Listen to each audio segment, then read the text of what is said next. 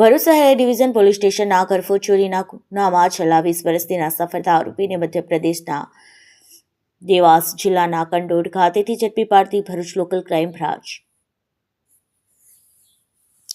police મહાનિરીક્ષક શ્રી સંદીપસિંહ વડોદરા વિભાગ તથા ભરૂચ જિલ્લા પોલીસ અધિક્ષક શ્રી અક્ષયરાજ નાઓએ જિલ્લાના વોન્ટેડ તથા નાસ્તા ફરતા આરોપીઓ જેમાં ભરૂચના નાસ્તા ફરતા આરોપીઓની યાદીમાં સામેલ હોય તેવા આરોપીઓને પકડવા વિશેષ મહત્વ આપી તે દિશામાં અસરકારક અને પરિણામલક્ષી કામગીરી કરવા ખાસ સૂચનાઓ આપેલ, જે અનુસંધાને પોલીસ ઇન્સ્પેક્ટર શ્રી એમપી વાડા એલસીબી ભરૂચનાઓના દ્વારા ભરૂચ જિલ્લામાં નાસ્તા ફરતા આરોપીની યાદીમાં સામેલ આરોપીઓને ઝડપી પાડવા લોકલ ક્રાઇમ બ્રાન્ચની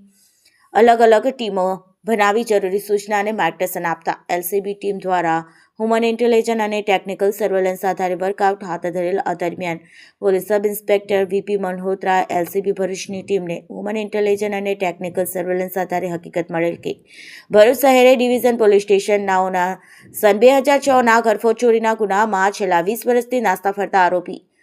ગુરુચરણસિંહ રૂપસિંહ પટવાનો મધ્યપ્રદેશ રાજ્યના દેવાસ જિલ્લાના કંડોડ ખાતે રહે છે, જેથી એલસીબી ટીમને તાત્કાલિક મધ્યપ્રદેશ ખાતે આરોપીની તપાસમાં મોકલવામાં આવેલ અને તપાસમાં ગયેલ ટીમ દ્વારા કંડોડ તાલુકાના કાલાપાટા ખાતે વોચ કરી ખાનગી વાહનમાં સ્થાનિક બાતમીદારોથી સચોટ માહિતી એકત્રિત કરી છેલ્લા 20 વર્ષથી ઘરફોડ ચોરીના ગુનામાં